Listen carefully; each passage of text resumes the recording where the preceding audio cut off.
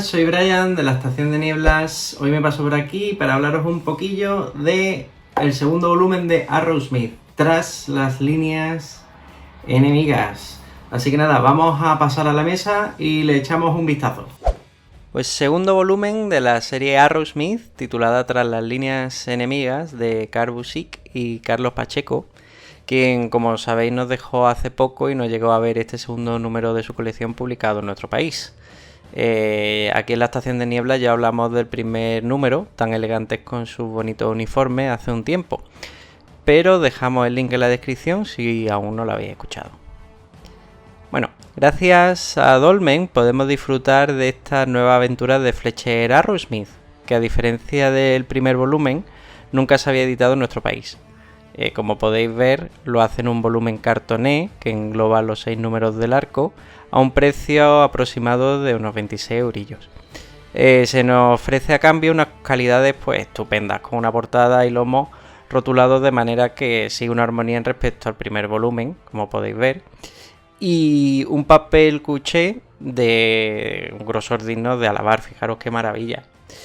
En conjunto, unas calidades que acompañan muy bien a una edición que aporta además una gran cantidad de extras al final de la historia, como pueden ser pues una galería de portadas, entrevista con Busiek, bastante conmovedora, por cierto, o los bocetos y lápices originales de Carlos Pacheco.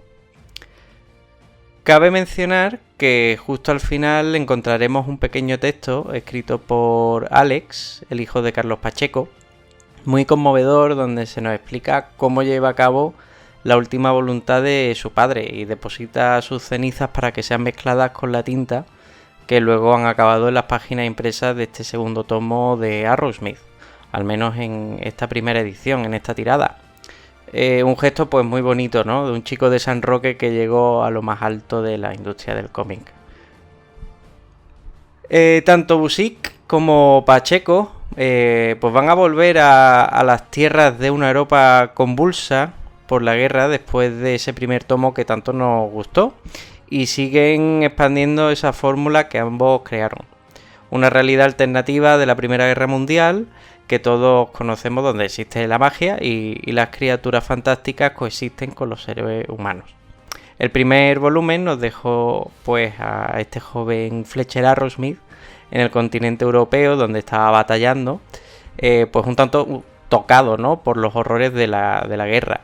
En este segundo volumen, ubicado tan solo unos meses después, en abril de 1916, el joven Fletcher recibe la misión de contactar con un espía infiltrado tras las líneas enemigas. Y siguiendo órdenes, marchará con su dragona Hilda, a quien ya conocemos, y no tardará de ser capturado y llevado a un campo de concentración de rehenes de guerra. Allí, a través de su contacto, Arrowsmith descubrirá que cierta dama mística del plano fantástico ha sido tomada como rehén en el plano de los hombres, y que esto puede pues provocar un desbarajuste. Imaginaos, ¿no?, todos esos seres fantásticos invadiendo el planeta. En su aventura por rescatarla, Fletcher, junto a este espía, que es mucho más de lo que a priori reconoce ser, irá descubriendo más de la historia, del mundo y de las artes místicas. De este modo, al lector se nos regalará un desarrollo de personajes, si cabe, más grande y profundo que en el primer volumen. Veremos cómo los valores de Fletcher Arrowsmith y su juicio del bien y del mal chocan con las acciones, a veces inevitables, que han de llevar a cabo los bandos, incluido el suyo propio.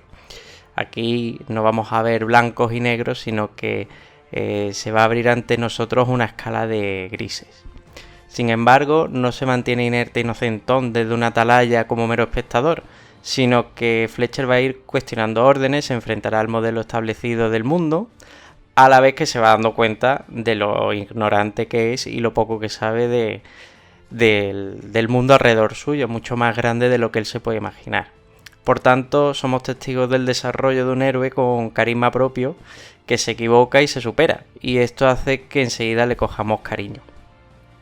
Asimismo, el elenco de secundarios presente en el tomo también hace que disfrutemos de sobremanera de las distintas ramificaciones y caminos que va tomando la historia.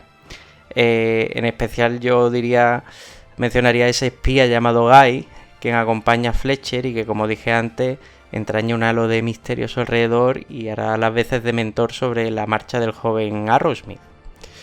Se nos muestra, además, un trasfondo más claro, preciso, más rico de lo que ya se hacía en el primer volumen, en especial lo concerniente a Carlomagno y el pacto con las criaturas fantásticas, que estableció ese status quo en el pasado y con el que nos encontramos una vez que nos metemos en este universo. Se nos va a hablar de grandes héroes y hazañas y se nos explica mejor aún el rol y el funcionamiento de la magia.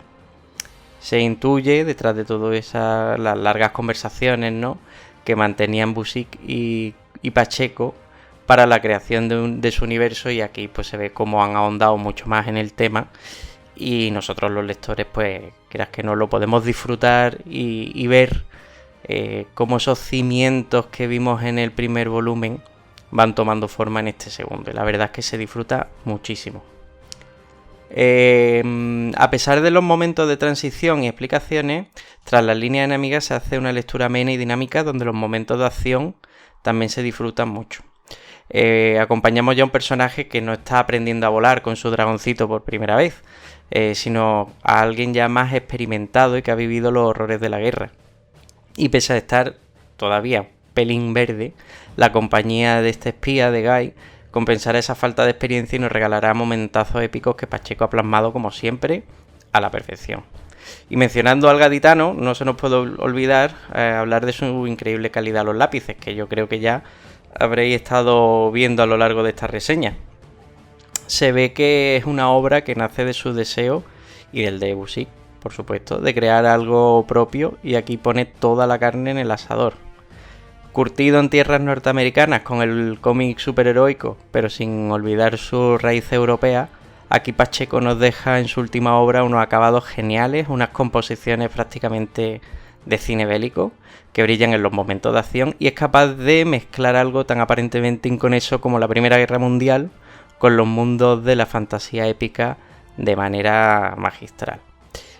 Como resultado, este volumen consagra a Arrowsmith como una ya franquicia, ¿no?, la podemos llamar así, a tener en cuenta, que te ofrece unos elementos que ya son suyos, ¿no?, y muy reconocibles, y que en gran parte gracias a la labor de Pacheco.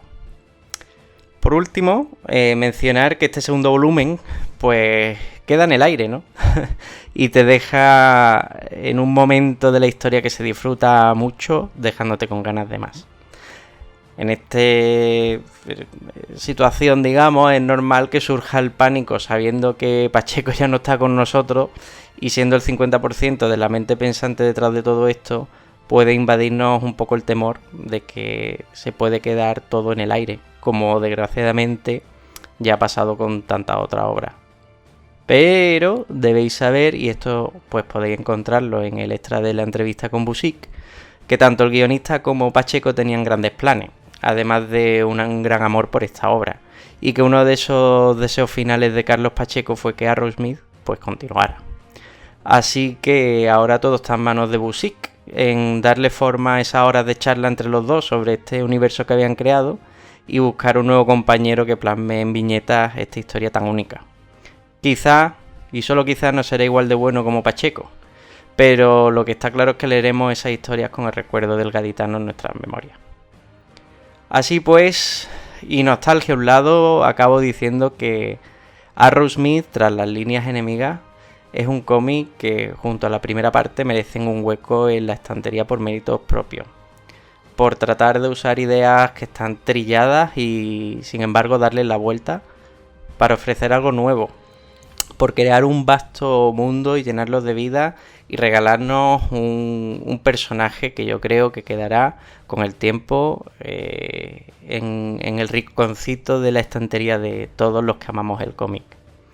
Así que desde aquí no queda más que recomendar esta obra si no la habéis leído aún. Y oye, que si la habéis leído, ¿qué os ha parecido? No dudes en dejarnos tu opinión en los comentarios, ya que, como sabéis, a todos los estacioneros nos gusta leer vuestras distintas impresiones. Y quién sabe, quizá animáis a alguno de nosotros que aún no se ha hecho con esta obra. Un saludo a todos, espero que haya gustado la reseña y volveremos a vernos por aquí. ¡Hasta la próxima!